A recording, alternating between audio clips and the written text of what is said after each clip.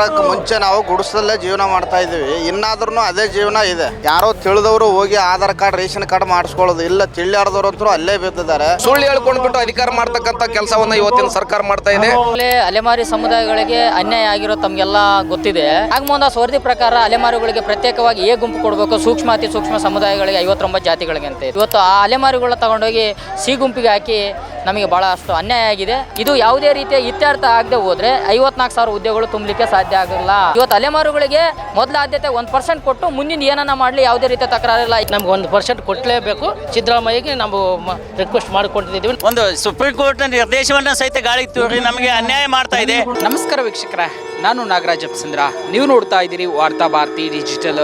ಸದ್ಯ 27ನೇ ತಾರೀಕು ಅಂದರೆ ನಾಳೆ ರಾಜ್ಯ ಸರ್ಕಾರ ಒಂದು ಒಳ ಮೀಸಲಾತಿಗೆ ಸಂಬಂಧಿಸಿದಂತೆ ವಿಶೇಷ ಸಚಿವ ಸಂಪುಟ ಸಭೆಯನ್ನು ಕರೆದಿರ್ತಕ್ಕಂಥದ್ದು. ಇದರ ಬೆನ್ನಲ್ಲೇ ಫ್ರೀಡಂ ಪಾರ್ಕ್ನಲ್ಲಿ ಹಲವು ಪ್ರತಿಭಟನೆಗಳು ನಡೀತಾ ಇದ್ದಾವೆ. ಅದರಲ್ಲೂ ಈಗ ಪ್ರವರ್ಗ ಏನಲ್ಲಿರ್ತಕ್ಕಂಥ 1% ಮೀಸಲಾತಿ ಏನಿದೆ, ಇದನ್ನು ಸೂಕ್ಷ್ಮ ಮತ್ತು ಅತಿ ಸೂಕ್ಷ್ಮ ಅಲೆಮಾರಿ ಸಮುದಾಯಗಳು 59 ಸಮುದಾಯಗಳು ಏನಿದ್ದಾವೆ ಅವಕ್ಕೆ ಪ್ರತ್ಯೇಕವಾಗಿ ಕೊಡಬೇಕು, ಪ್ರತ್ಯೇಕವಾಗಿ ಹಂಚಿಕೆ ಮಾಡಬೇಕು ಅಂತೇಳಿ ಆಗ್ರಹಿಸಿ ಇವತ್ತು ಫ್ರೀಡಂ ಪಾರ್ಕಲ್ಲಿ ಪ್ರತಿಭಟನೆಯನ್ನು ಮಾಡಲಾಗ್ತಾ ಇರ್ತಕ್ಕಂಥದ್ದು. ಹಾಗಾದರೆ ಅವರ ಮನವಿಗಳೇನು ಸರ್ಕಾರಕ್ಕೆ, ಸರ್ಕಾರದಿಂದ ಅವರು ಏನು ಆಗ್ರಹಿಸ್ತಾ ಇದ್ದಾರೆ ಅವರನ್ನು ಮಾತಾಡಿಸ್ತಾ ಹೋಗ್ತೀನಿ. ಕೇಳೋಣ ಸರ್, ಯಾವ ಉದ್ದೇಶವನ್ನು ಇಟ್ಕೊಂಡು ಇವತ್ತು ಪ್ರತಿಭಟನೆಯನ್ನು ಮಾಡ್ತಾರೆ?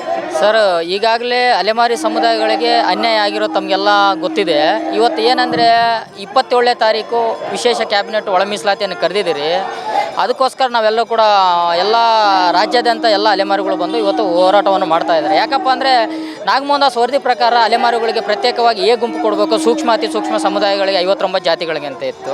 ಆದರೆ ಇವತ್ತು ಕ್ಯಾಬಿನೆಟ್ ಡಿಸಿಷನು ರಾಂಗ್ ಆಗಿ ಮಾಡ್ಕೊಂಡು ಅವ್ರಿಗೆ ಬೇಕಾದಂತೆ ಮಾಡಿ ಇವತ್ತು ಆ ಅಲೆಮಾರಿಗಳನ್ನ ತಗೊಂಡೋಗಿ ಸಿ ಗುಂಪಿಗೆ ಹಾಕಿ ನಮಗೆ ಭಾಳಷ್ಟು ಅನ್ಯಾಯ ಆಗಿದೆ. ಅದಕ್ಕೋಸ್ಕರ ಇವತ್ತು ಸರ್ಕಾರ ಏನು ನಾಳೆ ಒಂದು ತೀರ್ಮಾನ ಮಾಡ್ತಾ ಇದೆ, ಅದರಲ್ಲಿ ಮೊದಲು ಆದ್ಯತೆಯಾಗಿ ಅಲೆಮಾರಿಗಳು ಎ ಗುಂಪು ಕೊಟ್ಟು ಮಿಕ್ಕಿದಂಥದ್ದು ಪಾಲು ಯಾರಿಗೇನ ಕೊಡಲಿ, ಎಷ್ಟನ್ನ ಕೊಡಲಿ, ನಮ್ಗೆ ಯಾವುದೂ ತಕರಾರಿಲ್ಲ.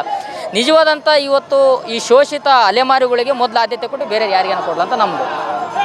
ಒಂದು ವೇಳೆ ನಾಳೆ ಬರುವಂಥ ಮೀಸಲಾತಿ ಏನು ಕ್ಯಾಬಿನೆಟ್ ಇದರಲ್ಲಿದೆ, ನಿಮ್ಮ ಬೇಡಿಕೆಗಳು ಈಡೇರಲಿಲ್ಲ ಅಂದರೆ ಯಾವ ರೀತಿ ಪ್ರತಿಭಟನೆ? ಸರ್, ಇವತ್ತು ನಮ್ಮ ಬೇಡಿಕೆ ಈಡೇರ್ತಂತ ನಮ್ಮ ಆಶಾಭಾವನೆ ಇದೆ. ಯಾಕಪ್ಪ ಅಂದರೆ ಈಗಾಗಲೇ ಸನ್ಮಾನ್ಯ ಸಿದ್ದರಾಮಯ್ಯ ಸಾಹೇಬರು ತಗೊಂಡಿದ್ದ ಡಿಸಿಷನ್ ರಾಂಗ್ ಅಂತೇಳಿ ಗೊತ್ತಾಗಿದೆ. ಯಾಕಂದರೆ ಈಗಾಗಲೇ ನಾವು ಹೈಕೋರ್ಟಲ್ಲಿ ನಾವು ಸ್ಟೇ ಆಗಿದೆ, ಅಲೆಮಾರುಗಳಿಗೆ 1% ಕೊಡಲಿದಕ್ಕೋಸ್ಕರ ಆಗಿದೆ. ಆದರೆ ಇವತ್ತು ಅದು ಮುಂದುವರಿತೈತೆ. ಇವತ್ತು 54,432 ಹುದ್ದೆಗಳು ಏನು ಕನ್ಫರ್ಮ್ ಮಾಡಿದರೆ ಇವತ್ತು ಅಲೆಮಾರಿಗಳು ಕೋರ್ಟಲ್ಲಿ ಕೇಸ್ ಇದೆ. ಇದು ಯಾವುದೇ ರೀತಿಯ ಇತ್ಯರ್ಥ ಆಗದೆ ಹೋದರೆ 54,000 ಹುದ್ದೆಗಳು ತುಂಬಲಿಕ್ಕೆ ಸಾಧ್ಯ ಆಗಲ್ಲ. ಅದಕ್ಕೋಸ್ಕರ ತಾವು ಇದರಲ್ಲಿ ಗಮನದಲ್ಲಿ ಇಟ್ಕೊಂಡು ಸರ್ಕಾರ ಇವತ್ತು ಅಲೆಮಾರುಗಳಿಗೆ ಮೊದಲ ಆದ್ಯತೆ 1% ಕೊಟ್ಟು ಮುಂದಿನ ಏನನ್ನ ಮಾಡಲಿ ಯಾವುದೇ ರೀತಿಯ ತಕರಾರಿಲ್ಲ. ಈಗಾಗಲೇ ಕ್ಯಾಬಿನೆಟಲ್ಲಿ ಕೂಡ ಕ್ಯಾಬಿನೆಟ್ನ ಮಂತ್ರಿಗಳು ಈಗಾಗಲೇ ಒಂದು ತೀರ್ಮಾನ ತಗೊಳ್ತಿದ್ದಾರೆ ಅಂತೇಳಿ ನಮಗೆ ಮೂಲಗಳಿಂದ ಬರ್ತಾ ಇದೆ. ಅಲೆಮಾರಿಗಳು ಮೊದಲ ಆದ್ಯತೆ ಕೊಟ್ಟು ಉಳಿದಂಥವ್ರಿಗೆ ಬೇರೆ ಕೊಡ್ಬೇಕಂತ ತೀರ್ಮಾನ ಆಗ್ತಾ ಇದೆ ಅಂತ ನಮ್ಗೆ ಗೊತ್ತಿದೆ. ಅದು ಆಶಾಭಾವನೆ ಇದೆ. ಸನ್ಮಾನ್ಯ ಮುಖ್ಯಮಂತ್ರಿ ಸಿದ್ದರಾಮಯ್ಯ ಸಾಹೇಬರು ಇದ್ರ ಬಗ್ಗೆ ಗಮನ ಹರಿಸ್ತಾರೆ, ಮಾಡ್ತಾರೆ ಅಂತ ನಮಗೆಲ್ಲರೂ ಕೂಡ ನಿರೀಕ್ಷೆ ಇದೆ. ನಮ್ದೇನಿಲ್ಲ ಸರ್, ನಮಗೆ 1% ನಮಗೆ ಮೀಸಲಾತಿ ನಮಗೆ ಸಪ್ರೇಟ್ ಅಲೆಮಾರಿಗಳಿಗೆ ಕೊಟ್ಟ ಮೇಲೆ ಆ ಕಡೆಗೆ ಅವ್ರಿಗೇನ ಕೊಟ್ಟಬೇಕು ಸರ್. ಫಸ್ಟ್ ನಮ್ಗೆ ಅಲೆಮಾರಿಗಳೇ ಬರೋ ಹಿಂದೆ ಉಳಿದ ಜನಗಳು ನಾವು ನಮಗೆ ಹಂಚಿಕೆ ಆದಮೇಲೆ 1% ಯಾರಿಗಾನ ಹಂಚ್ಕೋಬೇಕು. 1% ನಮ್ಗೆ ಕೊಳ್ಳೇಬೇಕು, ಅಲೆಮಾರಿಗಳಿಗೆ ಕೊಳ್ಳೇಬೇಕು.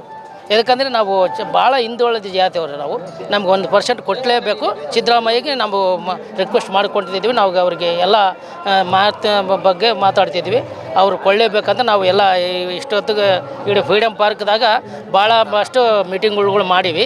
ಇನ್ನು ಮುಂದೆ ಮಾಡ್ತಿರ್ತೀವಿ ಸರ್. ಇವಾಗ ಹೋದ ವರ್ಷ 2025 ಆಗಸ್ಟಿಂದ ನಾವು ಪ್ರತಿಭಟನೆ ಮಾಡ್ತಾ ಇದ್ದೀವಿ.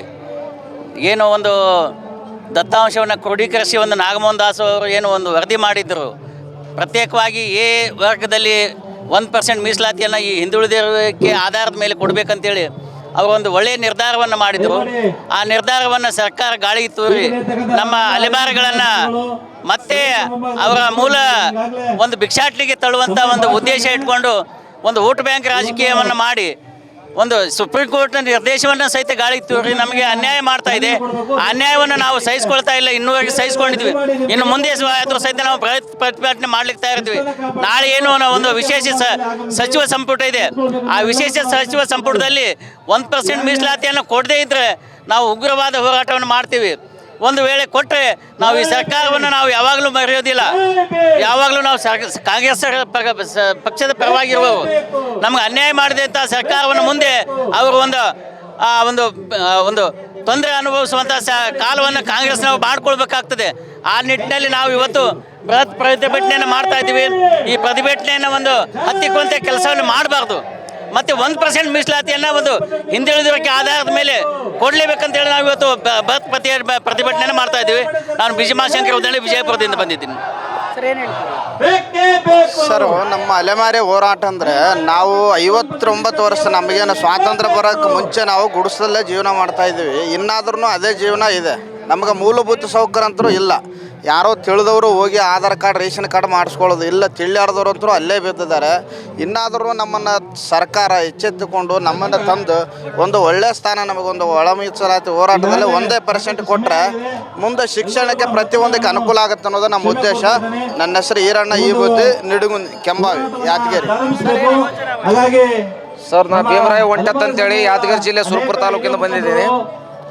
ನಮಗೆ ಅಲೆಮಾರಿಗಳಿಗೆ ಒಳ ಮೀಸಲಾತಿಯನ್ನು ಕೊಡಬೇಕು ಅಂತೇಳಿ ಬಿಟ್ಟು ಸರ್ಕಾರವೇ ಆಯೋಗವನ್ನು ರಚನೆ ಮಾಡಿ ಜಸ್ಟಿಸ್ ನಾಗಮೋಹನ್ ದಾಸರವರ ವರದಿಯನ್ನು ಗಾಳಿಗೆ ತೂರಿ ತಮಗೆ ಇಚ್ಛೆ ಬಂದಂತೆ ಸರ್ಕಾರದ ರಾಜಕೀಯ ಇಚ್ಛೆ ಶಕ್ತಿಯನ್ನು ಬಳಸಿಕೊಂಡು ಹಂಚಿಕೆಯನ್ನು ಮಾಡಿ ಜಾತಿಗಳ ಮಧ್ಯೆ ಅಣ್ಣತಮ್ಮಂದರಾಗಿರ್ತಕ್ಕಂಥ ಅಲೆಮಾರಿ ಸಮಾಜಗಳ ಮಧ್ಯೆ SC ಜನಾಂಗದಲ್ಲಿ ಬರ್ತಕ್ಕಂಥ ಎಲ್ಲ ನಮ್ಮ ಅಣ್ಣತಮ್ಮ ಸಮುದಾಯಗಳ ಮಧ್ಯೆ ಬೆಂಕಿ ಹಚ್ಚುವಂಥ ಕೆಲಸ ಮತ್ತು ಅಸಮತೋಲನೆಯನ್ನು ಕಾಪಾಡಿಕೊಳ್ತಕ್ಕಂಥ ಕೆಲಸವನ್ನು ಸರ್ಕಾರ ಮಾಡ್ತಾ ಇದೆ.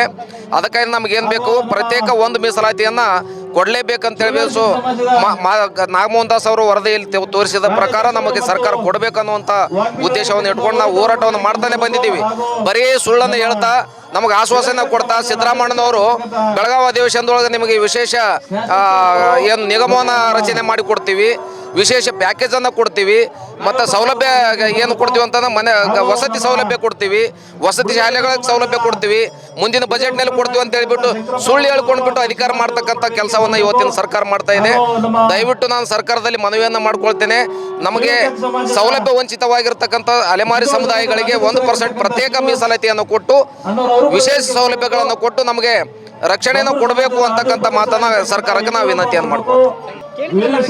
ಇದು ಪ್ರತಿಭಟನಾಕಾರರ ಮಾತು. ಏನು ಪ್ರವರ್ಗ ಏನಲ್ಲಿ ಗುರುತಿಸಲಾಗಿದೆ 1%, ಅದನ್ನ ಸೂಕ್ಷ್ಮ ಮತ್ತೆ ಅತಿ ಸೂಕ್ಷ್ಮವಾಗಿ ಹಿಂದುಳಿದಿರ್ತಕ್ಕಂಥ 59 ಅಲೆಮಾರಿ ಸಮುದಾಯಗಳಿಗೆ ಪ್ರತ್ಯೇಕವಾಗಿ ನಿಗದಿಯನ್ನು ಪಡಿಸಬೇಕು. ಇಲ್ಲದೆ ಅಂದರೆ ನಾವು ಕೋರ್ಟಲ್ಲಿ ಈಗಾಗಲೇ ಏನು ಹೋರಾಟವನ್ನು ಮುಂದುವರಿಸಿದ್ವಿ, ಅದು ಖಂಡಿತವಾಗ್ಲೂ ಮುಂದುವರಿಯುತ್ತೆ. ಈ ಒಂದು ಕಾಂಗ್ರೆಸ್ ಸರ್ಕಾರ ಅಧಿಕಾರಕ್ಕೆ ಬರಬೇಕಾದ್ರೆ ಸಾಕಷ್ಟು ಆಶ್ವಾಸನೆಗಳನ್ನು ಅಲೆಮಾರಿ ಸಮುದಾಯಗಳಿಗೆ ನೀಡಿತ್ತು. ನುಡಿದಂತೆ ನಡೆದ ಸರ್ಕಾರ ಅಂತ ಹೇಳುವ ಸರ್ಕಾರ ಈ ಬಾರಿ ನಮಗೆ ಪ್ರತ್ಯೇಕ ಮೀಸಲಾತಿಯನ್ನು ಕೊಡುವ ಮುಖಾಂತರ ತಮ್ಮ ಮಾತನ್ನು ಉಳಿಸ್ಕೊಳ್ಬೇಕು. ಇಲ್ಲದೆ ಹೋದರೆ ಮುಂದಿನ ಹೋರಾಟವನ್ನು ಮತ್ತಷ್ಟು ಕಠಿಣವಾಗಿ ಮಾಡ್ತೀವಿ ಅನ್ನೋ ಮಾತನ್ನು ಅವ್ರು ಹೇಳ್ತಾ ಇರ್ತಕ್ಕಂಥದ್ದು. ವಿಡಿಯೋ ಜರ್ನಲಿಸ್ಟ್ ಗೌತಮ್ ಜೊತೆ ನಾಗರಾಜ್ ಬಿ, ವಾರ್ತಾ ಭಾರತಿ, ಬೆಂಗಳೂರು.